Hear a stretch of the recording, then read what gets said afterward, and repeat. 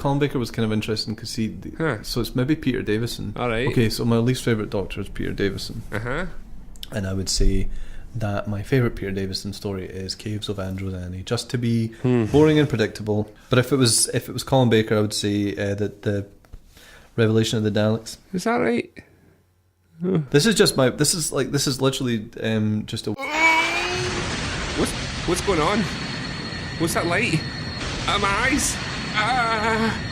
You're changing. You look like Gavin. Oh my god, that was a tough regeneration. Let me just check my legs. I've still got my legs. It's brilliant. Oh man, I've got my beard. I've still got my beard. My glasses.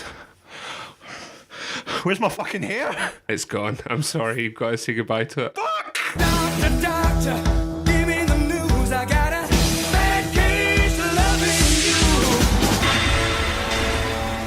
Hello and welcome to I Hate Doctor Who. I'm your host Gavin Spence. Of course, the intro that you just heard was a bit of fun. It was not real.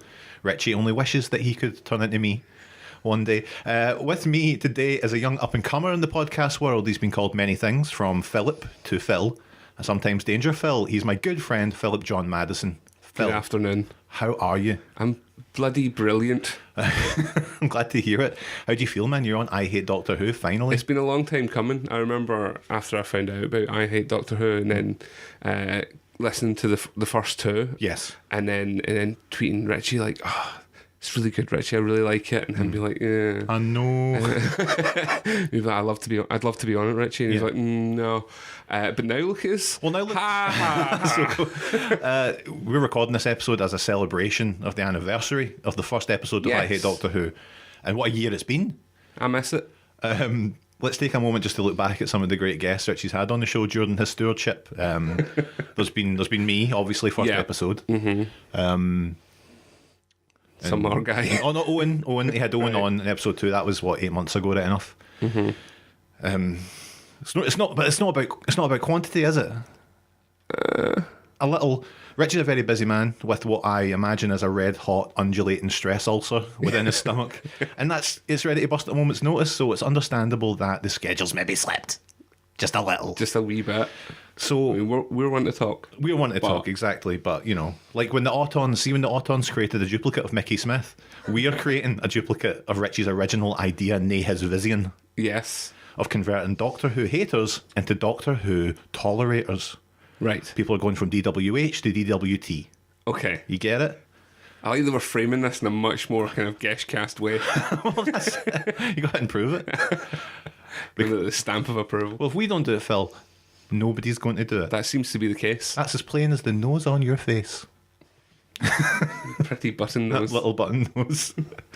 So for new listeners, what we're going to do is we say turn you from DWH to DWT, hopefully. That's established. That's safe. But how are we going to do that? Well, my predecessor's legacy is longer than his own fabled dick, as I still have Richie's questionnaire that he sent Owen and I before our respective episodes. Yes. I sent this to you about a week ago. You did. And based on the answers, I'm choosing a Doctor Who episode, which I think will both fright you and delight you. I love it. Hopefully this will turn you from someone who would say, Doctor Who, never, into a Russell T Davies lover. Okay. So, I sent you the questionnaire. Yes, you did. We're going to take a look at your answers, and then we're going to get into the meat and potatoes about what you hate, specifically about the oncoming storm known as the Doctor. I got the flight a bit wrong. I don't care. So, no point messing about. No. Right into it. Top 5 favourite films. Yeah. Do you expect me to remember what I said at this point? Or Unless you have it in front of you, I've got them right in front of me. I don't have it in front of me. Okay. I did ask you to put... I know. Top 5 films. Okay, so you put Jaws. Jaws, yes. Transformers the movie. Of course, the animated feature. feature. Casino Royale. Yes. Best Bond. The best Bond. Children of Men. Yes. I've marked that just to talk to you about that later. Okay. And Trekkies. Yeah. You know, very similar to what I would have put down. A good sweep, I thought. I was trying to work out, because with all of these lists, you've got to put a certain amount of yourself out there, obviously. Yep. But then there's like that bit of you that's like, oh, you know, you should have a couple of kind of cool ones in there, a couple of ones that make you seem like you're a bit Othello. smart. Exactly. Good fellas. Yeah. But yeah, no, it's good because there's a lot of action, there's a lot of mystery, suspense, and it got me thinking about the episode. Okay, good. I'm glad that helped. Top 5 TV shows. Yes. You put the Battlestar Galactica, Number 1. the more recent Battlestar Galactica, Yes. The Office, The American Office. the better one, yes. Yeah. Transformers. Transformers, because I thought it'd be weird to put down Transformers the movie as my favourite film. Yeah. But then not the cartoon. Yes, that's true. Transformers and in general. All. Yes. Brackets all. Then you put epic win YouTube videos. Do you know... Yeah. I did mark this down to press you upon it. Okay, are you pressing me now? Or? I'll press on you right now. I wanted, because you just, these days, you spend a lot of time watching stuff on the YouTubes. Mm-hmm. And one of the things I like to watch when I'm just myself, Yeah. because I find there's a lot of negativity on the internet, Gavin. Mm-hmm. Look at us now in a podcast about hating a subject Yeah. that thousands of people love. Hundreds of them. Hundreds of them. Dozens. I think the epic win videos are like this little glint of hope. Yeah, it's a very negative thing when you go online. It's mostly fails, people getting hurt, people... It's just people doing stuff well. Yeah. It'll be just people just on a skidoo and they land it well. Aye, somebody does a backflip off a jetty through a little ring in the water. And they land it and nobody gets hurt. Yeah, Everyone goes home Yeah, to you're their right. families. You're right, that is better than a fail these days. Yeah. These days, I think we need a little bit of that. Absolutely. And your last one you put down was Poirot. Poirot, man. Now, favourite Poirot, you've got your Sushi, your Ustinov. Sushi. All the way. Sushi away. Oh, there is a new adaptation of Murder on the Orient Express hitting cinemas very soon. Who's playing the fabled... I don't know. Do you think it could be... I'm too frightened to even look, Gavin. I'm too scared to look. It's TV's Donald Glover. Or Danny Glover, who would you prefer? Donald Glover or Danny Glover? Can't pick. Can't pick, it's hard to Can't choose. pick. They're both equally good. But in these TV shows, I noticed there was a lot of human drama at play, a lot of pressure cooker situations that bring out the best and the worst in people. A lot of people putting on, you might say, a performance, such as maybe whether it's William Husker Adama, forced to publicly portray a figure of confidence and steadfast leadership amid mounting threats and concerns, to someone who may be just doing a backflip off a BMX while holding a birthday cake. You run the gamut, don't you? You've got everything there. But human drama is always key to me, Gavin, as well, you know. Exactly. And that informed my decision, Phil. Don't you worry about that. Oh, really? Next question. Aliens or mad scientists? Yeah. And you put aliens, I guess. Yeah. Well, I didn't even think this is really a question. It's like, would you, For fuck's would sake, you Richie. rather meet an entirely new species from a different planet or just a guy who's gone a bit wayward? Well, I think it's more, what would you like in your media? Are you more interested in alien shit or mad scientist shit? And it's alien stuff. Alien stuff. It's just bad. Bad scientists is what they are, isn't it? Mad scientist is more like bad scientist. So you'd be looking for something like an unknown force coming in to guide the narrative over a story about man's inhumanity to man. Yes, I'm looking for the spectacular rather than just the bad bastards. Okay. Good. Well, that informed my decision on the episode. Good. Synths or orchestra? You said orchestra, darling. Absolutely, Gavin. You know me, I'm a classy guy. Yeah, you do like a lot of big Bond stings, A man. man of wealth and class. Lightening up any Pink song sung by Jim Barham. It's classy and it's where we differ. I chose synths. Yeah? Yeah, but again, Is that right? you know, Chalk and cheese? chalk and cheese, isn't it? Like Paul Abdul and That Cat? Is there a doctor you like? No. Was the next question, and you What said did I say? Dr. Henry Jones Jr. Yeah, there you go. And I nearly threw this case out because Was of it supposed to be a Doctor for Who? your cheek. Because it was either going to be Dr. Henry Jones Jr. or Dr. Jones the Aqua song. They're both good. Both good, both better than Doctor Who. Well, actually, if this was Richie, if I was in my previous incarnation as Yeah. Richie, I would have thrown this out. But I love you, so I will let you continue. Let it fly. And the last question was, if you were a doctor, what would your costume be? Yes. Your reply was, just my normal clothes, jeans, t-shirt and a hoodie. You need a gimmick, I guess, so I would wear my Crocs more publicly and without shame. Yeah, that's it. That's it, you need a little gimmick. Well, it's just a hint, isn't Yeah. it? Yeah. Well, that's it. You look at some of the doctors, you've got him with the scarf. Yeah. You've got The one with the hat. the one with the hat. You get Matt Smith dressed like a wanker. David Tennant dressed like a wanker.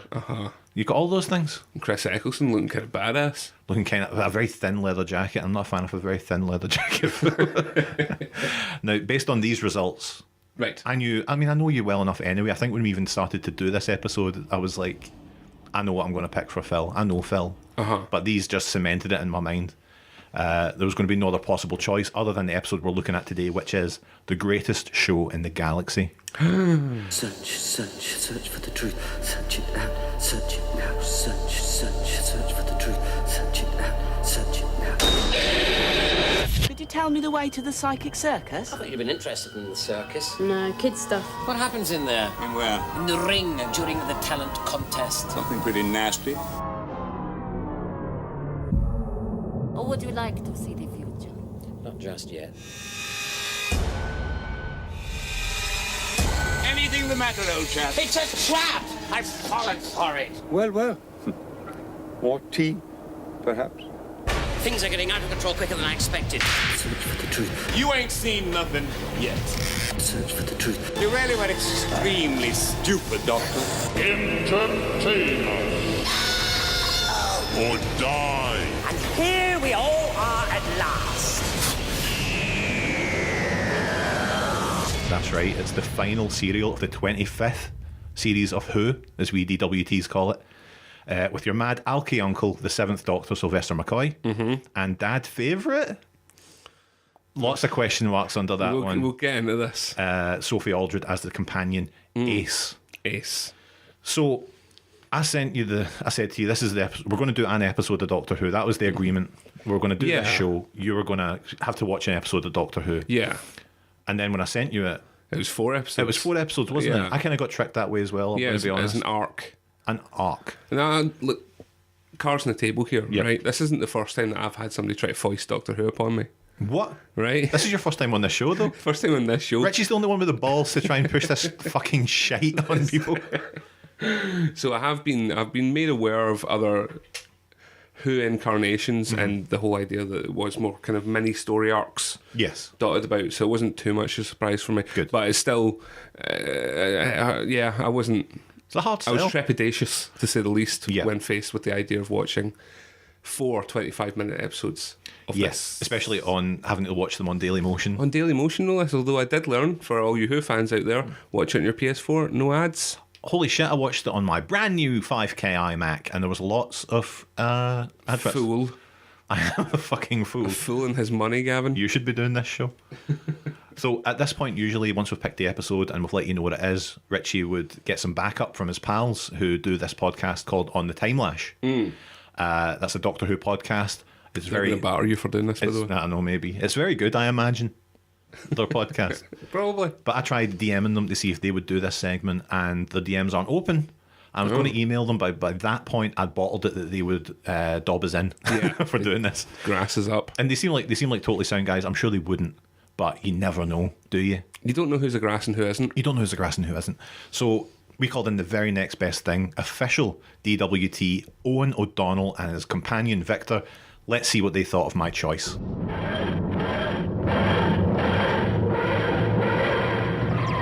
Hello, Gavin. Thanks very much. And I'm here, of course, with Victor. Hi, everyone. Very honoured to be a part of this, as always. This week, Gavin's chosen for his guest. I think it's Phillip he's talking to. He's picked the greatest show in the galaxy Okay. for him to watch. Oh, okay. Oh, that is sure is a great one. Certainly, it's a 7th Doctor episode, and Exactly. Yeah. you know, not a lot of people. Some people don't like 7th Doctor. How do you feel about that's this? crazy. That's crazy. It's probably one of the best one. Probably one You're of the best you're a ones. fan of the 7th Doctor? I'm a fan of all of them, but the 7th, it does something to me. Because, you know, like a Definitely. lot of people say that he fucking ruined it and he got the show cancelled. Yeah. Like it's his fault because of the fucking the way he went on. Did they say that? Who's saying it? Well, I mean, you must know the reputation.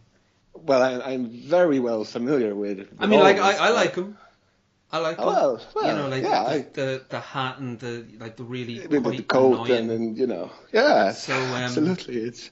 The greatest show in the galaxy. What are, like highlights for you? Oh, everything that starts, probably how it begins. The middle is also very good, and I mean the ending. Who can argue with that strong ending? Yeah. Well, I mean, I hope. Do you think Phil will be into it? I mean, because this is going to be the first Doctor Who episode that Phil sees. Oh, it's a perfect one for him. It's perfect. What specifically do you think he'll be into? It's the start. The start, probably the start. Yeah, from all the start. What is it in the? Oh, it's the clothes of the characters, the how they talk, the space. Because I mean, like for the time, of course.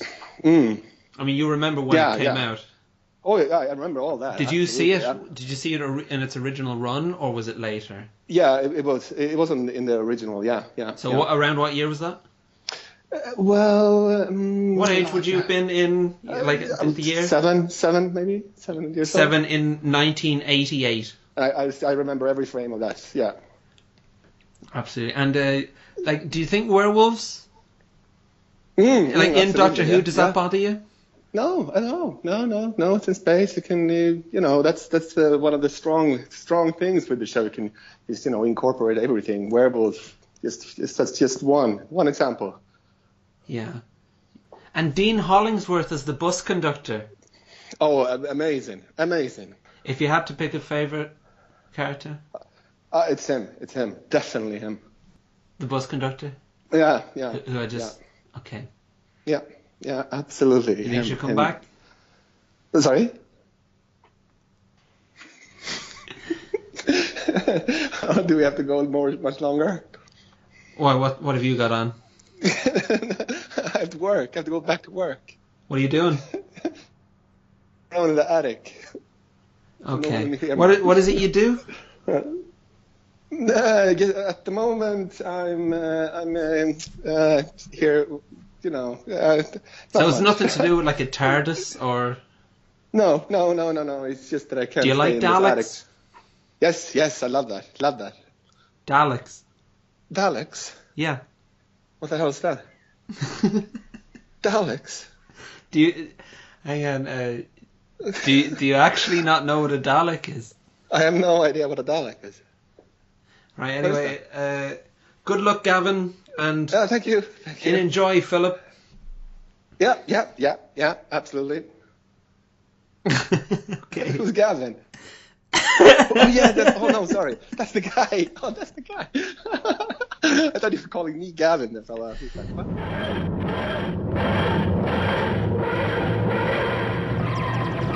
Well, thanks to Owen and Victor for that. Always good to get back up from the experts. That's true. Phil, hello. There comes a time in every I Hate Doctor Who in its long, illustrious history where we have to just get down to brass tacks. Mm-hmm.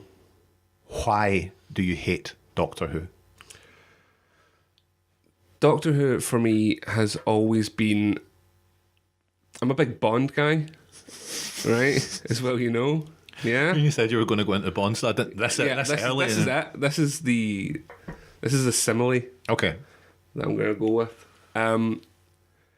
If you are able to put both Bond and Who on either sides of the kind of British long-running kind of genre spectrums, mm-hmm. one of them is constantly at the peak of their game, never failing. There's no bad Bond films. There's no one. Consistently working with big themes, big ideas. Big music, big brassy orchestral music. And at the other side, you've got his kind of daft cousin who's just running about solving insignificant pish crimes with MacGuffins that just magically land upon his lap at the last 5 minutes. And there has been times that I've kind of enjoyed bits of Doctor Who. Mm-hmm. Do you know what I mean? I remember watching it. I probably watched this when I was young.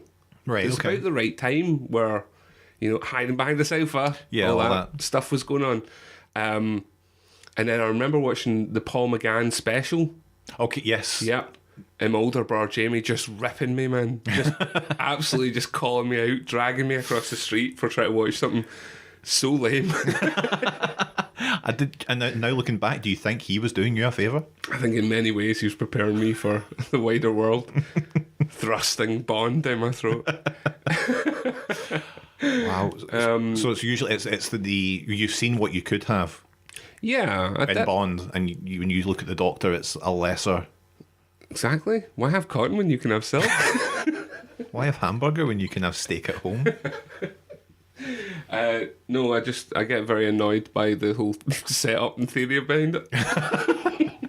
I mean, the idea is you seem like you're not comfortable and really laying into it. I mean, that's what we're here for. We need to let people know. I know, but people that are listening to this probably quite like it, and I don't want to really. I don't know. Don't want to rain on anyone's parade. They're all sitting like, he really hates Doctor Who. Aye, but then when you come out the other end, you fucking love it. Do you know what's probably worse than hating it? It's that I have very few feelings for it. I find it just some kind of insignificant background noise. Do you feel like it's got all the elements are in place, yet it's just not come together? Like, there's everything on paper, you should like Doctor Who. It should. Everything within it should sing out to me. Sci-fi elements, time travel crap. Yep. Beautiful women. Beautiful, gorgeous girls. Hello, Doctor. But it's just stuff like that. And when it came back, and it was like, right, I'll give this another bash with the Chris Eccleston stuff. And it's like, oh, he's tortured. Oh, fucking. Aye, we're all tortured. Give it in. And then, what's her face appears? What's her name? The comedian? Catherine Tate. Yes, that's a tough sell. Game over, man. But what about that time when Kylie was there and they were on the Titanic and he was like, what? It was Matt Lucas in that one too. Probably. Yeah, there's a lot of that. And again, it's a British institution thing, but mostly an English institution thing. Okay. Now, I think that's established enough what you hate about Doctor Who. Where I am Where you are with Doctor Who. Yeah. So let's hope that this Sylvester McCoy, oft lauded as the world's greatest Doctor. Let's see how this episode will go. So it's now time to have a look into the episode itself. So come on, Phill.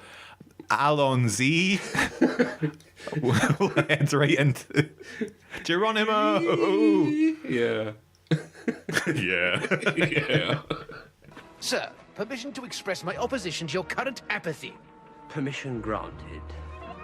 Sir, I am opposed to your current apathy. Okay, so we're not going to go through every episode scene by scene more. I'm going to read basically the synopsis from the TARDIS Data Core wiki. Okay. We're going to fill in some gaps as we go on. They did a much better job of doing a synopsis than I ever could. We'll go back and discuss bits from each episode that we liked. We'll have a lot of laughs, Phill, and we're going to turn you into a Doctor Who tolerator, I swear to God. Can't wait. Okay, so episode 1, the greatest show in the galaxy. Mm-hmm. Do you think it stood up to the hype of the name? Well, it seemed like its peak was behind it. Yes. Because we'll get into that later on, but they had posters of them being all over the galaxy and doing these things, and they had a fan base that was kind of reaching out to them. Mm-hmm. So they're very much in decline at this point. Yeah. Which was abundantly clear. We start off with the whole thing starts with like an advert style scene for the Psychic Circus. Yeah. With a ringmaster type guy. He comes out and does a very 80s rap. All of them. He does a couple of raps throughout this, and all of them start off with the word now. Aye. Come on, my name's something, and I'm here to say it's that level of rap. Now, welcome to the lovely show. You know exactly what the rhyme is going to be. More importantly, though, do you notice the plooks on his chin? I did notice the plooks on his chin. Shakespeare? He could have got away with it, but they insisted at times in really zooming in on him. Yeah, I think it's because he was downlit by a spotlight as well. Yeah, it's that kind of like late 80s sort of, let's put some rap in.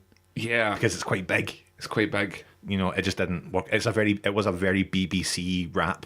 But yeah, so it cuts to the TARDIS. Ace and the 7th Doctor are messing around in the TARDIS. Yeah, he's doing some juggling practice, which luckily ties in later on. Yes. And Ace is looking for a backpack. I don't know if you've watched any more than this. Is that a wider reaching story arc? Who knows, man? Where's her bag? I've not seen this episode either. I don't know. The state of the floors as well in the TARDIS. You see that? I know. It was bogging. I mean, the whole thing was clatty. Like, do they not have a mop? Oh, you imagine K9's dealing with that, but where's he? Did you notice what Ace was wearing at one point in this scene? What? She was wearing the 4th Doctor's trademark scarf. Was she? Yep. She was, aye. But as soon as I saw this, I was like, Doctor's juggling, and I'm like, Phil's not going to like this. Because he doesn't like magic, sleight of hand, street performers. Jugglers. And the Doctor's there juggling and reading a book on juggling that's been suspended by a rope. Yes. It's quite wacky. The whole thing was very crazy. It is wacky. Suddenly a wee robot appears out of nowhere, and no one seems that fussed about it. No, the impenetrable TARDIS. Just been penetrated. Yeah. It appears in the console room, and it's an advertising drone for the Psychic Circus on the planet Seganax. The Doctor's delighted at the chance to see it. Ace, though, is not too happy. Yeah. Says clowns, she finds them quite creepy. Doesn't want to go. But the Doctor insists. And I wasn't sure what to make of the dynamic between the Doctor and Ace here, but it definitely seems like he doesn't give a fuck about what she thinks. Yeah. I mean, again, I've made a note about that later on. How old do you think Ace is supposed to be playing? I know. Did you look up? Because I looked up. Yeah, she was like 27 when... She herself was 27. How old is the character of Ace? I don't know how old she meant. 16 years old. Shit on me, really? Yep.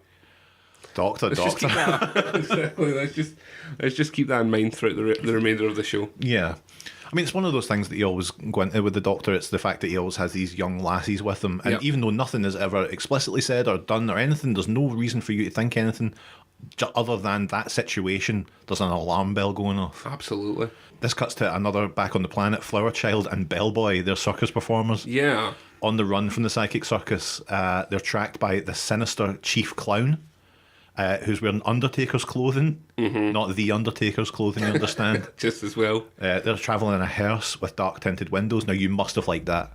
I liked the hearse, I liked the windows, I liked the clown to an extent. What I didn't like was, right, every time he would always get out the door, look up at the kites, right? But before he got out the door, he always put the window down. And then he got out and looked at the kites, and then he got back in, put the window back up, and it went... Aye. Why is he putting the window down? Do you think the inside handle was broken and he had to put his hand outside? Maybe. Maybe the child locks were on. But like yeah. Chris's motor. That's like Chris, I make Chris's motor. Yeah, I liked him. He's the best bit of the whole... understand... initially, again, we'll find out the revelation behind this later on. But what's a bellboy got to do with the circus? Well, and he's not even dressed like a bellboy. Is the other thing? I think. Well, did he not have little sort of bells on his? No, he didn't. It was just he had a kind of military style Sergeant Pepper style jacket, which is not what a bellboy wears. No, maybe. And why would you have a bellboy at a circus? It's almost as if they just had some costumes and then just said bellboy. That's a bit like a bellboy's. Go for it. And they go nuts. No. The runaways, they agree to split up. Flower Child alone reaches an abandoned bus that's crewed by a deactivated robot. Yes. Inside she finds an odd box. She pockets that, and then unaware, the robots came back to life, and it kills her stone dead. It does. It just shoots her.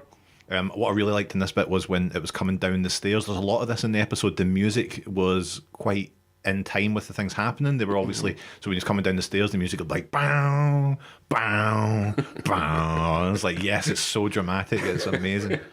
So yeah, it kills her. One of her earrings falls to the ground. Yep, the Swiss roll earrings. Now, you must have liked that. The earring falling to the ground? No, the killing of a young woman. Yes. Yes. That was extremely enjoyable. The Chief Clown, he continues the hunt for Bellboy using his observational kites. Yeah, of course. Which have these big eyes on them. Yeah. They get Bellboy back. They manage to find him, track him, get him in the back of the motor. And they take him back to the circus. That head clown, the Chief Clown, is the best bit of this episode. Oh, aye. This whole series. By a country mile. And do you know who it is? No. EastEnders' own Tricky Dicky. Is that right? That's right. He does very well. He does do very well. A stellar performance, I might say. So much so that when you check his wiki, that's the two main things. Yeah. Huh. Yeah. So at this point, we are introduced to a few new characters, such as Nord, who's the biker guy. Nord, the Vandal of the Roads. The Vandal of the Roads. Yeah. He appears in this strange armour with these big bat ears coming out of his helmet. They arrive on this sort of landing pad. They sort of teleport in on this landing pad. He's on his motorbike. He comes across a few feet, stops, pulls out a big sandwich. Yeah, it's like a burger from a large metal container on the side of his bike. Like a future burger, and then takes a bite, and then goes. It's an odd one. It's an odd way to introduce a character. I'm into Nord though, because he was the guy that played Nord was in Robin Hood, Prince of Thieves. Oh, really? Yeah. Who did he play? And one of the Prince of Thieves friends. But he's very rude to Ace. Ace just wants to help him out, and but he just leaves. But then they come up in touch with Captain Cook and Mags. Can I just jump back very, very briefly? Sure. When they initially land, the Doctor and Ace, they get out and they see a kind of woman running a stall. Yes. Who's selling food from a stall, and they approach her, Uh-huh. and she's dressed wildly. Yeah. And immediately it's like, what are you doing here? Why are you dressed like that? Yeah. And I think the idea is that she's dressed so wildly in this kind of circus-scape world that anybody dressed normally to her would seem abnormal. Yeah, that would make sense on paper, yes. But the Doctor's dressed like a fanny. The Doctor's dressed like a fanny, So yes. he should fit in. That's true. That is very true. Another hole found in this garbage scow. There's another good bit of music there where they have a kind of a musical interlude for the end of the Doctor scene, and it cuts immediately into Nords, and the cut is like a car crash. They didn't get We should say at this point, Phil has a bit of a cough. I have bronchitis. Moving right on. So what happens is Captain Cook is an old-fashioned, like Jumanji-style explorer, and he's got his partner Mags. Captain Cook's just kind of sitting there. They're all just hanging out having tea. Then suddenly, the remains of this old robot comes to life. Yes, and starts a giant attacking them. robot. Yeah, like a big giant mech-style robot. And grabs Mags by the leg. Doctor's trying to help her. Captain Cook won't lift a finger. But then, luckily, Ace steps in with a big shovel, whacks it in the nut. That shuts it down. Yeah. And everyone's like, wow, Ace can really take care of herself. She's a capable girl with a nice jacket. 16. Sorry. But yeah, so like we've got robots attacking people, wild explorers, psychic circus, bikers. Yeah. You must be in hog's heaven, Phil. I'm just licking it up at the moment, as Kiss once said. I noticed as well, because we're coming to the end of that first episode Near here. enough, yeah. At this point, Ace has the earring on her jacket. Yes. Where'd she get that from? Oh yeah, they haven't reached the bus yet. Are you sure she had it at that point? Maybe, I don't know. I just noticed towards the end of the episode she just got the thing on. Yeah, well, I'm coming up to that now. Okay. They head to the bus, but everyone's headed to the psychic circus. Everyone goes at kind of their different ways at this point because, understandably, nobody wants to hang about with Sylvester McCoy. Yeah. Nod himself gets to the circus, gets himself in the audience, and is surprised to find himself as the first entrant for this talent show that they have. He gets taken backstage and he finds out that all the contestants have to be waiting in a cage. I definitely think my copy skipped a bit because I don't remember that. I love it. Tell me more. Tell me more. So yeah, this is where the Doctor, Ace, Mags, and Captain Cook, but they stumble upon the abandoned hulk of this bus. Yes. Ace finds and pockets this earring. Right. It's on her top, and then they're attacked by the same. The bus conductor. The bus conductor reveals himself to be what it is. The bus conductor is surprisingly creepy. Like, it's a fun, like... Yeah, he looks, for all intents and purposes, quite like a jolly big-headed robot. Yeah. But there's something very creepy about him. Yeah, he doesn't say or do anything necessarily aggressive. He's just like, tickets, please. Yeah. And then he fires a fucking laser out of his ticket gun. But then the Doctor does something quite weird at this point, and he asks for like this really long, convoluted thing. Yes. And then just shouts a bit at the end at him. Yeah. And that seems to just shut the robot down, and then he shoots him in the face with his own laser. Yeah, I think it's like the Doctor was trying to overload the conductor with so much data that he couldn't process it, and he could use that to his advantage. If that robot has been constructed for one thing and one thing only, it's the processing of ticket requests. So don't you fucking tell me. So here we go. Ring the bell. This is the first instance of Doctor Who bullshittery. Ding, ding, ding. So yeah, like they're all basically get out of there and they head to the fucking circus at that point. Off they go. Aye. So they get the Captain Cook and Mags arrive just before the Doctor does, and they arrive just in time to see Bellboy himself, who's now been captured, dragged into the middle of the ring. Yes. And he's given his comeuppance, his punishment. Yeah. Which we don't see. But you get to see Mags's face as she reacts to it, and she is freaking out, man. She really goes for it, man. She really screams like a proper stage scream. Yeah. And then, so she's screaming, but she's silenced by the ringmaster who's got this remote control. He's got the buttons. Dunk. Yeah. Cuts off her like vocal cords or whatever. Yep. Never comes back in the episodes. That's the first and last time we see that, I think. Yep, ring the bell again. But yeah, so they're dragged backstage. with the other talent show contestants. So now Captain Nord, Captain Cook, and Mags are all prisoners in the psychic circus awaiting for the talent show. Crumbs. Now, then the Doctor and Ace arrive at the entrance to the psychic circus. He asks her, Ace is still reluctant. She can hear screaming. Yeah. And the Doctor's like, I'm sure it's nothing, I'm sure it's nothing. Like, Doctor, why are you being like this? But he asks her to decide, well, are we going in or not? Yeah. And that's where the first episode ends. Boom. Now I ask you, Phil, at this point, were you in? I was in enough to continue, and not just because, you're obligated. I'm obligated due to a podcast. Like I say, those bits of it, those little nuggets of Doctor Whoisms that I don't like, where he'll shout at a problem and that just makes it go away or stop. But I'm invested. I'm ready to go. Okay, I'm ready to step into the tent. This isn't maybe as bad as you thought it might be. Boom! Are you ready for a Doctor Who fact about this episode, Phil? Yeah, please. This story was originally a 3-parter, but it was expanded at the request of the producers to 4. Does it have their names and addresses? That's a good fact. Thanks.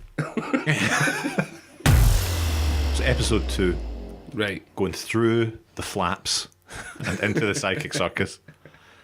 Ace and the Doctor arrive at the circus to find it nearly deserted. The only audience members besides themselves are a mum, dad, and little girl. Yeah. In sort of 50s style garb. Yeah. It's kind of sitting up the back, not responding to anyone. Doctor's like, hey, how's it going? They're like...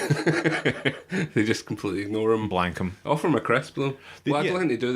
They offer each other a crisp and the Doctor takes a crisp. Yeah. Rude. Rude, for one. Rude.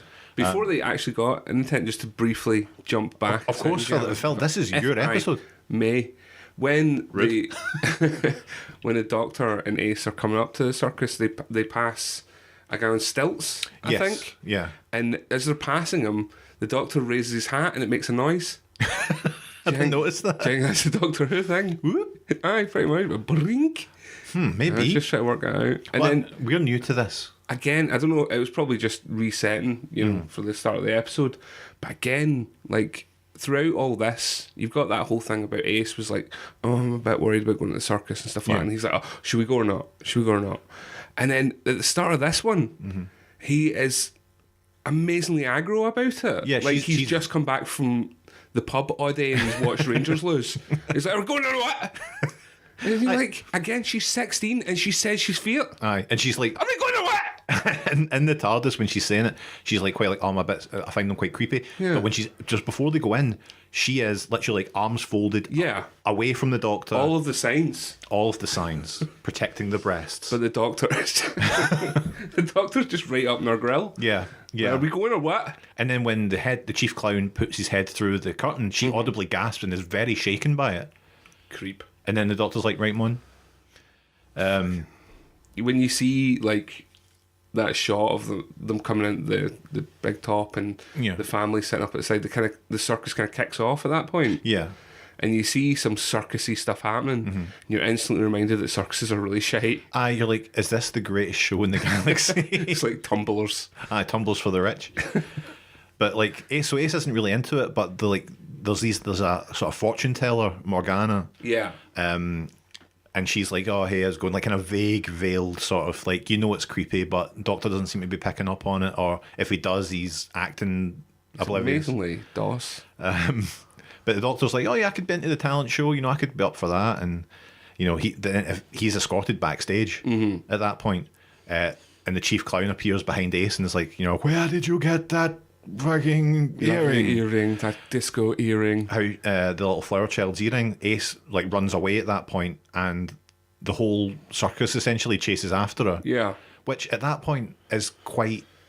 It's one of those things where people would talk about Doctor Who being quite scary for young kids. Like, I imagine that would be... Because when you were saying to me about like whether you could watch this with your wee boy... Yeah. And I'm like, yeah, sure, totally. And then when I'm thinking about it, I'm like, maybe not. No, there's at least 2 points where I was really glad that I didn't. Okay. Yeah. Well, sorry. Okay, so Ace barely has time to hide from the chief clown. She runs into this place and she ends up finding Bellboy. Yeah. And the chief clown drags Bellboy away, saying that he's got to fix a robot that's been damaged, which gives the indication that Bellboy is responsible for the upkeep and maintenance of these robots. Yeah. Yeah. I think there's a line later on, maybe episode 3, where he's like, we all had to learn a skill and mine was robotics. And you're like, what? The clown's a fucking paleo-botanist or something like that. Yeah. Yeah, so after this whole thing happens, Nord, he tries his hand in the psychic circus. Yeah, he's strongman. Yeah, strongman kind of deal. So Captain Cook, Mags, and Nord are all there. Captain Cook's like, our lives are at stake here in the talent show. You've got to perform to stay alive. And he kind of tricks Nord into going next. The Doctor's not too happy about this. I don't know what the Doctor thinks he's going to do at this point, but Nord goes in, does his strongman routine, but it's not enough. Yeah. And it's clear at that point that the audience of the mum, dad, and child are the ones that you've got to impress. Yeah. They let out these kind of numbers like kind of divers would get. And, if they're not happy, you're killed. Yeah. I mean, for Nord, it was a question of his strength was appealing enough, but then he got asked to tell a joke. Yeah. And he was not able to fulfill it, and he was immediately vaporised. You got to be an all-round entertainer, essentially, at the end of the day. That's what they're looking for. Well, fuck you, Nord. So Nord's performance ends in failure and death. A young boy appears back at the landing pad. Wee guy on a BMX arrives. Yeah. A little nerd. Wee guy, crappy, 70s clothes, glasses. You must have been overjoyed at this. Yeah, is somebody... Is TV gone off and I'm just looking at the reflection? As I was watching it on my BMX. So yeah, he arrives on his BMX and he's a big fan of the circus. Loves it. Loves the psychic circus. Tell you what he's not a fan of, man. Sorting his brakes out on his bike. No. The noise of them. Well, it's in a desert climate, it's still arid. Pure scowy. But he's come to enter the talent show. He's a massive fan. And he's a big fan of Captain Cook for some reason as well. I think he's just a fan. A fan of everything. Well, I was reading up that apparently this was to lampoon the Doctor Who obsessed fans. Fucking doing shit we eat. Exactly. I was like, really? I will show them. Aye. This is you, by the Idiots. way. This is you. So yeah, he goes backstage as well, escorted backstage by the ringmaster, and they find the cage empty except for Captain Cook. Yes. Because the Doctor and Mags, while being observed by the circus janitor Deadbeat, have escaped. So WizKid's kind of left with Captain Cook, this young boy left with this seedy old man in this cage. But Ace isn't so lucky. She's been recaptured by the head clown, and he's playing on her phobias because he knows that she doesn't like clowns, and he puts her in a room where they used to repair the robot clowns. Yes. So this creepy, mechanical, service room, all these clowns all around. A Janny's room. A Janny's room, you might say. And then we cut to the Doctor. They're wandering some strange stone corridors adjoining the circus tents, and the Doctor and Mags come across this, deep pit. Yeah. And again, I think this is where the story takes, even though they've already crammed a lot in. Yeah. But now they're really taking a plunger to the whole thing. They're really putting as much as they can into this one of episode. those guys that pushed the commuters onto the Japanese train. It's like you will fit in. Peering in, the Doctor is startled to see an enormous alien eye. Yes. At the bottom. They throw one of the clubs down there, and it has a wonderful Nightmare style effect. I genuinely, I thought about Nightmare when that happened. I also thought about Nightmare when they spoke to the woman at the cart at the front, the kind of wildly dressed woman. Yes. She was very Nightmare in her delivery, which I liked a lot. But yeah, Captain Cook and the clowns arrive at that point. The kind of betrayal, if you will, from Captain Cook to say, you're going back. There he's there. There he's there. He's next. He's next. The one thing I did like though was Captain Cook's when he comes up behind them, he goes ahem, which I really liked. Ahem. But not a huge amount going on in the episodes. More this episode was more about scene setting and kind of setting what the psychic circus is about. Yeah. Introducing the family who are rating the performances. You got to perform to stay alive. It's quite unfair. We've got a lot of world building going on here. A lot of WBs happening in this episode. Do you know what I thought was strange, right? For all the fact that a lot of this episode is surprisingly low budget. Unsurprisingly low budget, shall we say. It's a bit unfair. But when she gets pushed into that Janny's room, yeah, the door right has I can't remember what it said. It was like the name of the circus, but etched into the glass. Right. Like, quite. And you think that's ornately. quite... Yeah, like, that's... So it's like they had to find all this or shit, but whoever was working backstage was like, "Oh, I used to do etched glass in college. I could do that for you." Yeah, and make that it seems look like alright." more of a favour. Or someone who was interested in that kind of thing already who would have done that. That's very strange. That'll come back into play as well, about people who are interested in something already and it making it into the show. Boom! Are you ready for another Doctor Who fact about this episode? I'm ready, man. Beam it in. Beam me up. An asbestos scare at the BBC prompted the idea of a story that could be shot outside the studios inside a large tent and outdoors. Oh, there you go. Once again, asbestos helping out sci-fi. Brilliant. Philip, are you ready for episode 3? Yes, let's finish the fight. We're in the home stretch now. We're past halfway. Ace is still trapped in the repair room and is attacked by two mechanical clowns, if you can believe it. Two McFly.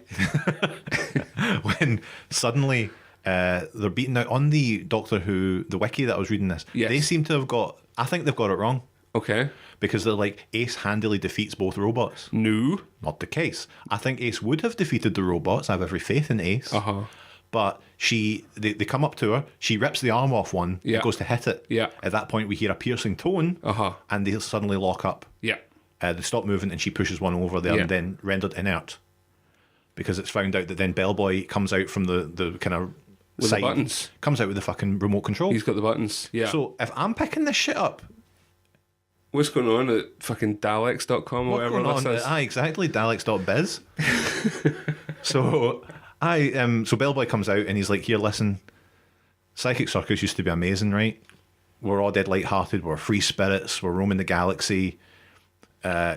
He seems quite out of it. Like something's happened to his brain. They've messed with his fucking brain chemistry. Can't remember everything. It's quite clouded. Remind very similar to Deadbeat, who was shown earlier. But he can remember certain things, saying like how when they came to Seganax, their ideals became corrupted and twisted, and now he is a prisoner of the robot clowns he made himself. No. The irony. I said in my living room. So yeah, and even so he's a prisoner of the clowns he made himself. Flower Child made the kites that hunted her. Is that right? Yep. Again, missed that. The irony. He gives Ace a present, a remote control for the large-scale android that he built. The big one from the dig site. We'll find out. We'll find out. So he had to learn robotics. She had to learn magic flying kites that can find people. Yeah, like probably. Cool. I mean, it's good to know. Skills. It's good to know. Well, it's WB, isn't it? That's it. Cuts to WizKid. WizKid is taking his turn in the circus ring, and he's starstruck. Yeah. Can't believe he's there. Lucky duck. I find it odd that if you love the Psychic Circus and want to go to the Psychic Circus and be in the Psychic Circus, you wouldn't have anything prepared. Yeah, he was the only. Well, that's not true. Nord was coming for the talent contest as well, but he was strong. Yeah, he was relying on his strength to get through. This boy arrived on a BMX. Everything was pointing to the fact he was going to do at least a BMX trick. A wheelie? No, didn't. He just kind of stands there and he's like, I can't believe it, I'm here. You're like, Zacked, you're dead.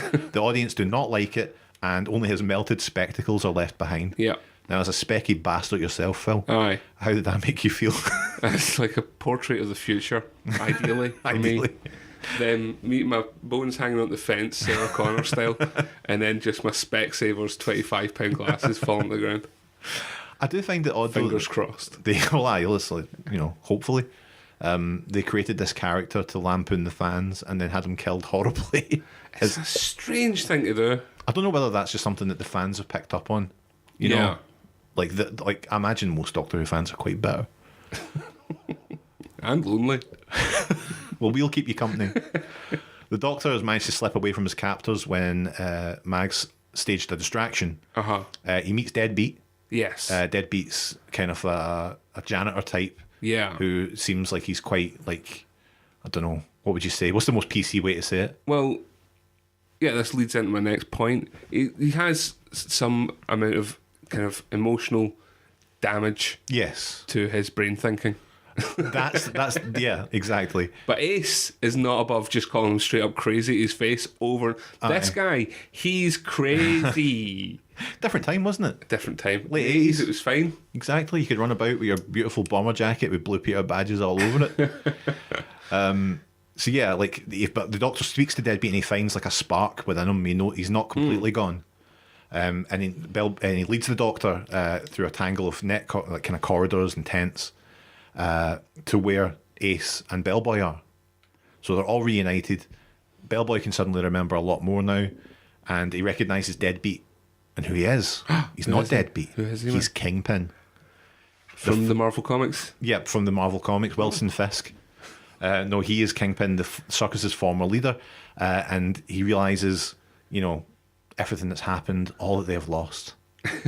And at that point, they know things have to change. So Bellboy sends away the Doctor, Ace, and Kingpin, and then he orders the robot. He kind of self-sacrifices. Yes. To let them get away, so he can be with Flower Child and whatever bullshit afterlife he believes in. So they all make their way back to the pit with the mysterious eye showing up in it. Mm-hmm. And Kingpin shows them he's got an eye he's got a connection because he's got this little medallion which has an eye in it, but it's missing a vital part. It's incomplete. And the Doctor realises at that point it must have been back in the bus, eh? This is fucking torture, man. It's bad, eh? So Doctor says, I'm going to stay. You and Ace and Kingpin, you go and get this thing. Doctor gets captured again for like the fourth time? The fourth or fifth time, aye. And at this point, he's going to like, okay, right, what I'm going to do is I'm going to go in the psychic circus. Uh-huh. So I'm going to head back to the cage. He's back in the cage. With the captain. With the captain and Mags. And he suggested they all go into the ring together. Aye, exactly. Mags. I had a manager when I worked in a call centre years ago, manager called Mags. And I told people she was called Mags because in Vietnam she would carry the ammunition.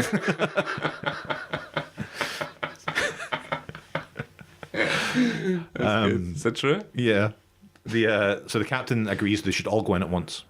But just as they all enter, the captain speaks kind of hush-hush to the ringmaster. Mm-hmm. And he asks for an old Devil Moon spotlight.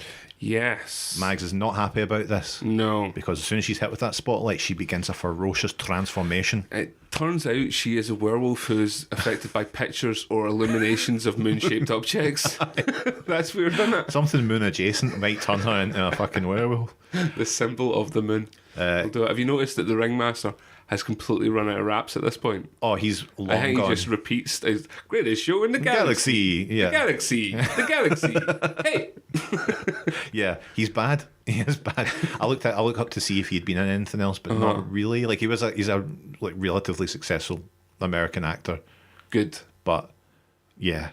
I'm glad that you found his legs. Yeah. So Mags isn't. Captain Cook's kind of like, you should have known by now, Doctor. She's a werewolf. She's a werewolf. This show has it all. Yeah. If not too much. There's a lot going on and absolutely nothing going on at the same time. Yeah, you would think. I was thinking about this morning, right? This episode could have been literally they go to a circus where the robots that they'd created had taken over. Mm-hmm. And if you weren't good enough for the robots, they zapped you. Yeah. That could have been it. Yeah. But they had in like interdimensional eyes, beings, werewolves, amulets, crazy people. Yeah, it's odd. They really jammed a lot into this episode. And, and it gets only crazier from here on. The whole time I was watching it, I was like, who does Mags remind me of? Mm-hmm. Who does Mags remind me of, Gavin? Who do you think it is? Who does? Is that Gladiator? No. I don't know. It is Lilandra of the Shi'ar. From the X-Men? Yeah, that's right. Okay. Thanks the hair. That's a deep cut, I will say that. That's who she reminds me of. Lilandra. That's a Doctor Who fact from me. And with that, that's the end of the third episode. Crash into episode 4. Boom, Phil, you ready for another Doctor Who fact? No, but go. Okay. At 6 words, this story has the longest title until the release of The Doctor, the Widow and the Wardrobe in 2011. And that's just another Doctor Who fact. Gosh. Part 4. The last part of the serial. the last part of the 25th series of Doctor Who. This was the series ender. This was Finale, it. yes. My goodness. And what a way to go. Absolutely, go out with a fucking bang. Now, this is a long one, so strap in. There's a lot going on in this episode, okay? I shouldn't have done it scene by scene like I said I wouldn't do. So the audience up there, the mum, the dad, the kid, they're all very amused by the spectacle of Mags attacking the Doctor. Yeah, they're into it. They're into it. There's a lot of good lighting going on as well. Very much so. It's quite scary. Was that maybe one of the That bits? was the other bit. Yeah. This was the bit where I'm like, there's no way Finn could have dealt with this. What was the first bit? The other bit he didn't like? When she was just being chased. Right, aye. When Ace was just being chased by the horde of clowns. Yeah, to be fair. Bit much. So they're all looking on. They're all quite happy with themselves. The Doctor's trying to fend off this werewolf, and she's seeming to fight it a wee bit. Mm-hmm. But then the Doctor gets up on like a big sort of rig, and then does like a full like rope swing. The rope swing looked really good, but was obviously not him. What do you mean? Explain yourself. Like, he was about a foot taller, just in that period where he was swinging. That's Sylvester McCoy for you, though. He's a versatile actor. When in the air, he does elongate. Yeah. But then, almost immediately afterwards, there's a really good stair fall, which is him. Yeah. Which I was impressed by. Yeah. I was like, that was a good fall. He's versatile. Mm-hmm. Nothing if not versatile. Mags, then, like, she's fighting it, but she ends up killing Captain Cook. Yeah, good. He's a bad bastard. He was a bad bastard. Do you not think it was strange as well? Like, there's obviously some kind of parallels we're supposed to be drawn there between Captain Cook and his assistant, yes, the Doctor and his assistant, where, you know, he was kind of taking this laid-back attitude and ultimately, you know, self-serving, whereas the Doctor's, you know... Selfless. Well, he has two hearts, and doesn't engaged. he? Yeah. But then you just, like... There's been so many different iterations of the Doctors that if that was a story now... They would have made him a Doctor, but a different version of him. Yeah, I think he would have done and something. He's just like wryly sitting back and not doing anything. But then it turns out he does one thing at the end which saves the day. And I thought it's just a bit lost, isn't it? It's like they're trying to do something quite smart and just filling his bum. Yeah, I mean, that's one of the big parts of the trivia. It's like Captain Cook and Mags are a clear mirror for the... Mm-hmm. Although that said, I don't think the Doctor treats Ace that much better than Captain Cook treats He's Mags. He's not a nice guy either. And in later ones, like Chris Eccleston was, you know, deliberately a wanker because he was damaged from the war. So Mags then kills the captain, retransforms into her usual self. Yes, back to Lilandra of the Shi'ar. Doctor gives her the brief plan, sends her to find Ace and Kingpin. Yeah. Meanwhile, he will prepare his performance. Honestly, man. I can't wait to discuss it. It's the fucking best. But before that, Ace and Kingpin get back to the abandoned bus. Yes. And Ace is attacked by the bus conductor robot who's now been repaired by Bellboy. Yep. Kingpin manages to sort it out because he knows that the bus conductor, has under his hat a big destruct button. Yep. Which, even though he's grappling to death with Ace, it's very hittable. You can still get to it, but it's not like Kingpin is in any way helping her reach that goal. Yeah. He kind of takes a bit of a bump, rolls onto his side. Meanwhile, this automaton is grappling with a 16-year-old girl, like really holding back her shoulders. Yeah. And he's like, knock its hat off. Well, now hit a button. Like, fucking get up. Aye. Well, I mean, that's at that point he was kind of still a little bit hazy. Yeah. Then he manages to get the bauble for the middle of his eye medallion. That brings him back to being fully all of a sudden Kingpin. he's back, but not able to stand up. Well, you know, Phil, he's been through a lot. I don't give a shit. If you're in that situation, I'd like to see you stand up. Well, maybe you will. Oh, fucking right then. Did you see them try to open the box? Yes. And he was like, like in Zoolander, try to get in the computer. The eye is in this box, which like they can't open. Shitty lockbox. Yeah, and it just turns out that through luck, the conductor robot manages to stamp on it and opens it up. And you're like, if that didn't happen... Doctor Bong hit the gong again. It's another one. Hopefully these episodes are really helping you with hating Doctor Who.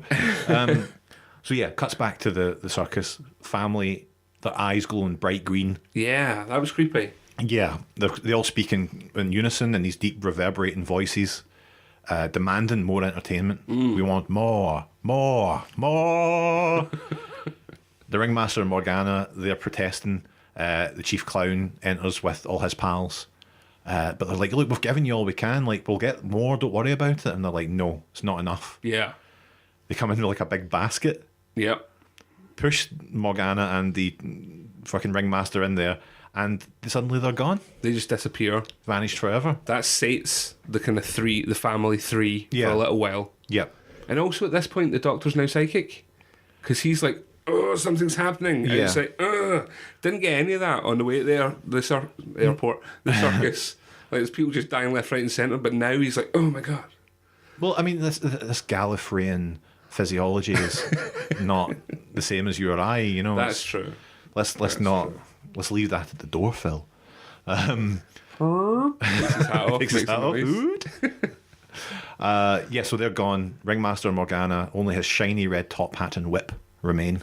Do you not think it's strange as well that never once did that guy say, I'll spend 5 minutes learning how to crack this whip right? He just comes out and he just goes like it's a noodle. And they patch in this big super. You imagine being there when they're recording it and just watching them like, you could have just fucking learned how to do that. It's not. I don't think it's even that hard to crack. No, you do it with a belt all the time. You do it with a tea towel. A tea towel. You don't do that. You just whip the wall. He didn't bother his arse. Too busy learning his bad raps. Not using Clearasil. So, as you say, the family were entertained enough by that, and the chief clown are like, right, we're going to get the rest of them, going to bring them back, going to let me entertain you, he says. But yeah, so Mags ends up meeting, like, she ends up like trying to get there. The clowns are chasing them in the hearse. Yep. And they kind of realise we've got to make a stand. What are we going to do? Wait a minute. Do we have anything in our arsenal right now? Just a giant killing machine. Just a giant fucking killing machine. So again, it keeps cutting back and forth. It's very frenetic. It's very frenetic. The Doctor decides back there, he's just about to go through the kind of flaps of the tent, decides he's going to face the adversaries. Because he knows somehow that when he steps through these flaps, he ends up, bam, in another dimension. In front of some big stone fellas. Big stone Dr. Fate looking guys. Yeah. So he comes in and he's in a sort of a very similar to like a Roman Colosseum look. Yeah, there's like a kind of technicolor effect dream as he's passing through dimensions, and then he pops out and he has in like a death pit. A death pit. So there's these three sort of stone golem looking motherfuckers, and they're all feeding on entertainment. Yeah. And the Doctor immediately clocks them. You're the gods of Ragnarok. You're the gods of Ragnarok, but he can't say it like that. No. Like he is rolling those R's like nobody's business. Gods of Ragnarok. And he gives them a good Doctor Who style shouting at. Yes. Yeah. Like, almost immediately he's like, you can't, buddy, blah, blah, blah. Yeah, they don't seem very phased by it, to be honest. That's because they've seen it in every other episode. Yeah. Well, it made me think, like, one, he clocks them straight away. He must know who the gods of Ragnarok are. Yeah. They're clearly big deals in Doctor Who. Probably. The episode I was on a year ago on Richie's version of the show, those guys on the Time Lash were like, haha, we should call ourselves the gods of Ragnarok, right? So it made me think, it's a thing. This is a big fucking thing. Daleks, gods of Ragnarok, Tribbles, Cybermensch. But no, apparently not. Apparently this is kind of it. Yeah. For the old gods of Ragnarok, but they are, rather than, I don't know if this is meant to be a comment on the gods. Really, they are big, impressive, imposing, but really they are small, petty. Again, is it another kind of holding a mirror up to the fans that are watching it? You believe yourselves to be gods. You believe yourselves to be, more important than these stories, but really you're just there to fucking suck the root of entertainment. Yeah, you just want entertainment, and as soon as you don't get it, it's dummies out the pram. Exactly. Yeah, maybe. Like, they're I didn't really think of it that going way. for the audience at this point, weren't really. they? Were they just that bitter? Something happened behind the scenes. Who hurt them? Exactly. So yeah, the Doctor decides at that point, look, you want entertainment? Yeah. I'll fucking give you entertainment. You ain't seen nothing yet. And it's at this point that Sylvester McCoy, the Seventh Doctor, performs what may be the most ginger. I don't know. It's hard to describe. the magic show that he puts on. It is the most British variety show level magic. Bowling club magic. Yeah. And it starts off with a Michael Jackson style kind of rotating lean. Yes, he does this Michael Jackson thing. lean. And Which I was like, shit, he's going to pull some crap out the bag here, man. This is going to be amazing. No, it's fucking rope tricks and... It's the wee kicks his legs. Yeah, eggs coming out the mouth. Aye, all of that. And I was like, fucking hell, Phil's going to hate this. Oh, mate, I was looking at Ringmaster's remote control.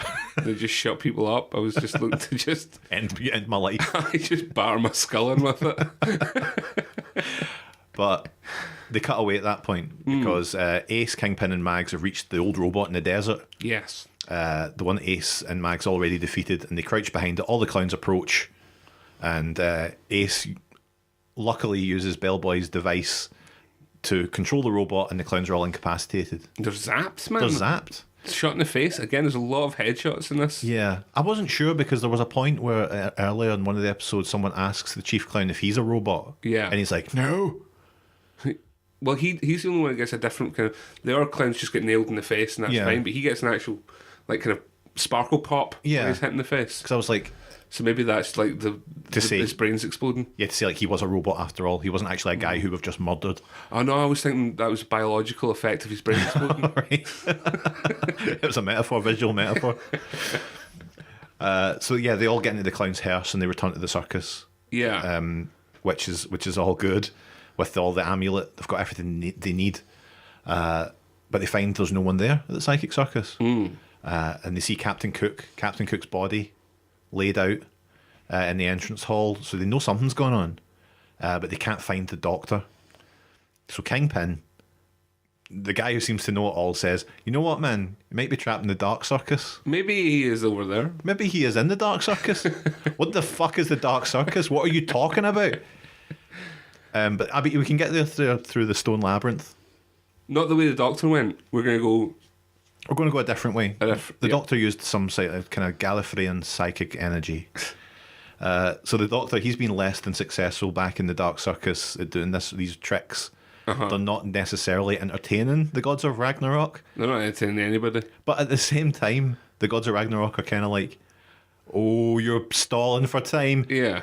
You do this another 10, 15 minutes, we're going to be fucking raging. And the thing I noticed at this point, Doctor keeps looking at his watch. He's obviously stalling for time. Why does Doctor Who wear a watch?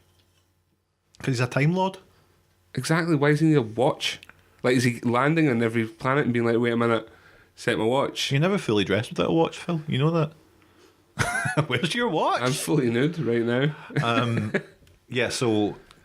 Yeah, no, I know, and it's a weird one because they haven't arranged, like, be back in 10 minutes. Yeah. See, in 15 minutes, do this thing. Do this fucking magical thing that's also not being explained. For all he knows, they could all be dead. You know? Easily, or at least crippled. Or at the very least, crippled. The bit I thought, I was like, you mentioned that I hate magic. Yeah. Like, in all its forms other than David Copperfield flying across the Grand Canyon. To Bonnie Tyler. So I'm just like, is this supposed to be funny for us, the viewer, at this point? It's crazy that the Doctor would be doing such ridiculous shite to buy time. Because it's not.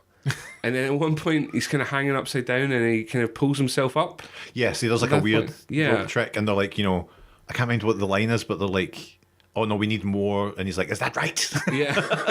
I was just thinking, the one thing that would have saved the whole episode for me is if at that point he fucking ripped a big fart. Pulls himself right up, upside down. There's no way that you could let off some gargantuan Gallifreyan gas. That would just not happen. The thing with the magic is, this is what I was talking about earlier, where I assumed that magic was Sylvester McCoy's thing in real life. He had a passion for magic. Yeah, that's obviously coming from somewhere. That's not... But apparently not the case, because when I was looking up Sylvester McCoy magic, blah, blah, blah. It turns out like he was taught the tricks for the show by like the original like Great Soprendo or whatever. My goodness. But it wasn't like he already had... He was like, you know what? I'm actually quite a keen amateur magician. Yeah. I could do some tricks on the show. It doesn't seem to be that. It seemed to be... Well, in that case, it's slightly more impressive in that he had to learn them and perform them. Yeah. And which he did with the skill of any prick that does that kind of magic. I think the thing that Like, he impressed didn't look me, out of place. Yeah, well, I think the thing that impressed me was the fact that he did them with such a detached laziness. Yeah. that could only be a seasoned magician who's come to hate Exactly. himself, as they all do. So yeah, the gods are getting pissed off. They're like, you better fucking get your act together. I've almost had enough of this. Another 15, 20 minutes of this and we're going to go for it. So Mags, Kingpin, Ace, they've got the medallion. Yep. They're at the pit. Hurl it, they hoy it down the pit. Throw it in. Who knows why you would do that? No idea. But Kingpin seems to know what he's doing. Somehow. Yeah. Sane Kingpin has never once had a discussion with the Doctor. Yeah, apart from like when he was brain-addled. Yeah. Like the idea that... Because like Kingpin's kind of not sure about throwing it into the pit. Uh-huh. And then at that point, that's when Captain Cook comes back from the dead. Yep, he also comes back as a zombie. Reanimated by the gods to get the medallion. And then Ace kind of pushes him and then knocks it into the pit. And then Captain Cook's kind of like, I'm just going to jump in. I'm just going to walk into the pit as well. Because he's like, you know, he keeps saying through all the episodes that this is overrated, that's overrated. Then he's like, you know, being fucking a reanimated corpse is overrated, essentially, and jumps into the pit. I know it sounds amazing. And then the rest of them, so the fucking amulet's in the pit, Captain Cook's in the pit. Only the amulet really appears in the Dark Circus with the Doctor. Yeah, that somehow just pops through dimensions.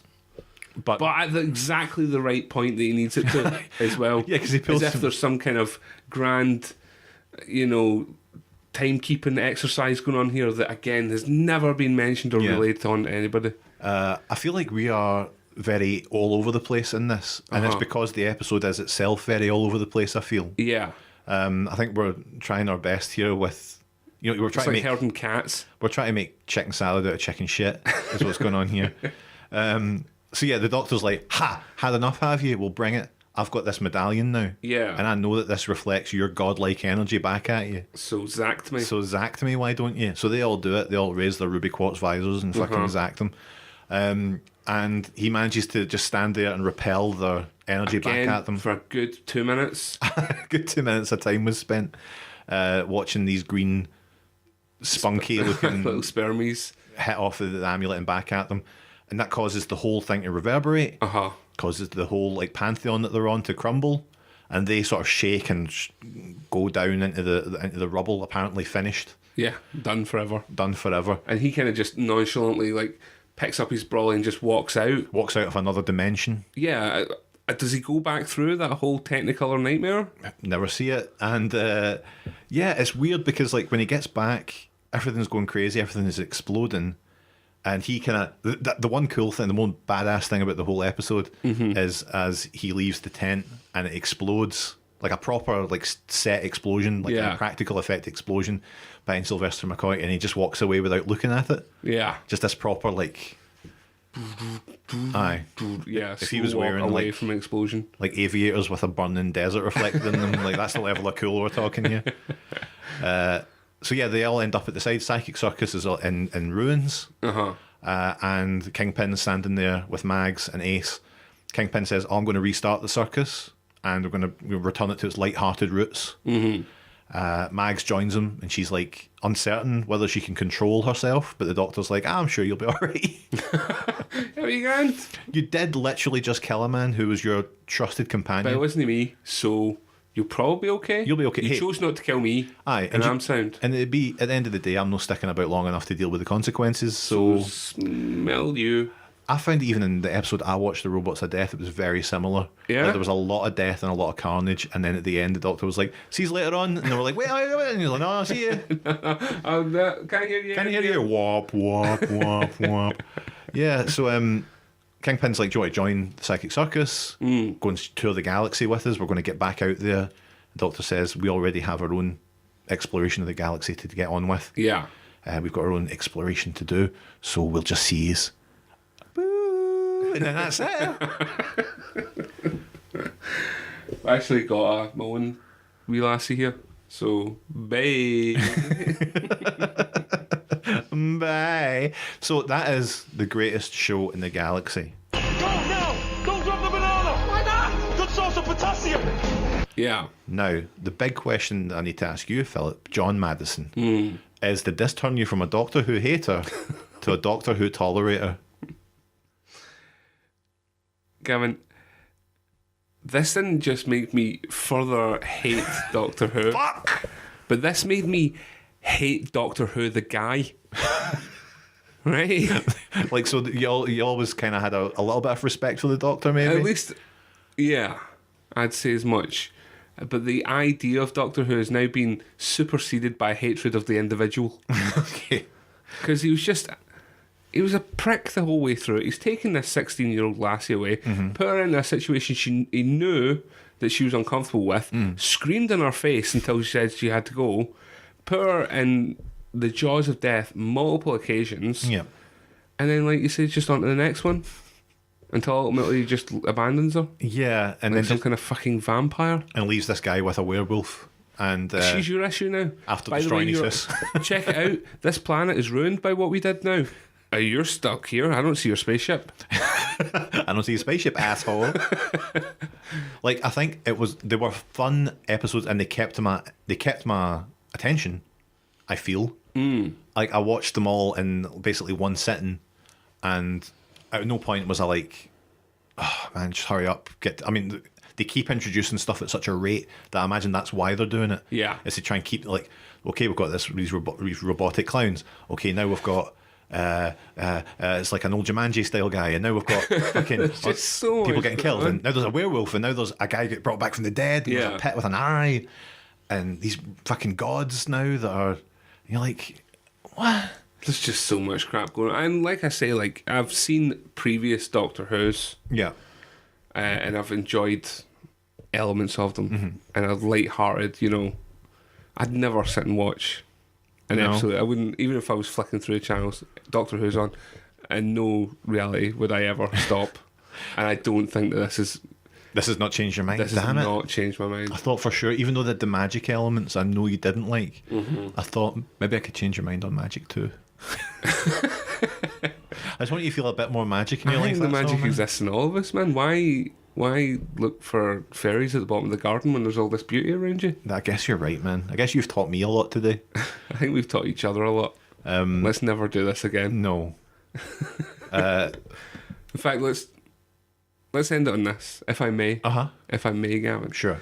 Now, obviously, the format of this show has changed somewhat by the fact that Richie has stopped making his own podcast. Yes. So we had to jump in and create a semblance of what that was. Yeah, but there was one missing component from it, one essential component. Okay. And that was a true fan of the series selecting the episode to try and win somebody over. Okay.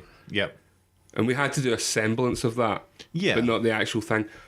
I don't know if Richie has the ability in him to find an episode of Doctor Who that you would like, that I would actually enjoy. I feel that Doctor Who is a much tougher sell to you than it certainly was to me. And maybe even Owen, I think you out of everyone so far will be the toughest one to change. The challenge is there. Gauntlet laid down. Gauntlet is laid down. Let's see what you got. Let's see what you got. Okay, well, I think that's maybe look forward to that in 2019. For the episode, did you know what my favourite thing of the whole serial was? Yeah, what? When Mags is doing, before she gets the werewolf treatment, I think it's then, the Doctor shouts to Captain Cook that he is a crushing bore. And that is a real insult to Captain Cook because he considers himself to be extremely exciting. Erudite, yeah. Aye. But one of the robot clowns in the background puts his hand over its mouth, which I thought was brilliant. Such a nice touch. Like you say, the main clown, the kind of Pagliacci style clown, was far and above the best thing in this episode. Genuinely creepy. Very good, very creepy, a lot of kind of motioning rather than a lot of that little thing he does with his a lot of thing he does with his head and like his hand. He does this sort of ding off his head, and it's like that's really cool, and like it's a weird kind of standout performance. It showed me that the guy playing him obviously had the respect for the arts. Yeah, I would, that maybe perhaps everyone else didn't. Nobody else did. But yeah, there's a few things in there. The Michael Jackson lean was good. Weird kind of Mad Max setting. Yeah, Yes. I mean, now that I know it's down to asbestos, that makes it slightly more interesting. Where was it filmed? Do we know? I'm not sure, actually. We could check that out. But what else did I enjoy? But what would I cherry pick from it? There's not a lot. I think it kind of... I mean, Doctor Who's always kind of referred to as this kind of low budget, jokingly so, low budget, and this seemed to be a fine example of that. They literally like, right, what do we have? We have a tent. Yeah. We have like circus outfits. What else do we have? Yeah. Let's make them the aliens and the baddies and let's go for it. Which I guess kind of ends with the gods of Ragnarok appearing at the end, because that was the only bit that was, I'd say, like truly sci-fi-esque. Yeah, You know what I mean? That's the I only bit agree. that wasn't just the clown as a robot. Oh, in fact, yep, I've got this here. Filming locations. The story was technically filmed entirely on location, though the main location was the car park of the studio. It was filmed in Warmwell Quarry in Dorset and the car park of BBC. There you go. Elstree. There we go. So there we go. They did a lot with a car park and Dorset. I'm not saying that you could do this show just with a wiki in front of you. Yeah. But we just kind of fucking did it, didn't it? Not a million miles away from the truth. So yeah, maybe we whiffed on this one. Maybe it wasn't the right episode for you, but maybe we'll find one in the future. Who knows? Maybe this is the new format of the show. Is there an episode and we just work our way through every single one of them until there's one where I'm like, I guess it's alright. I guess it's fine. You know what, Phil? Who knows? And with that, I'd like to say thank you very much, Philip, for coming on this show with me. Thank you for having me. And thank you, dear listener, for listening to I Hate Doctor Who episode 3. Hopefully more will be coming in the near future. And what do we have a sign off for this? Would you think's a good sign off for a Doctor I'll Who never show? be on another one, it's fine. I'll sign off. Okay, Phil, so thank you very much for being on the show. Thank you for having me. Thank you for listening. And until next time, I'll see ya.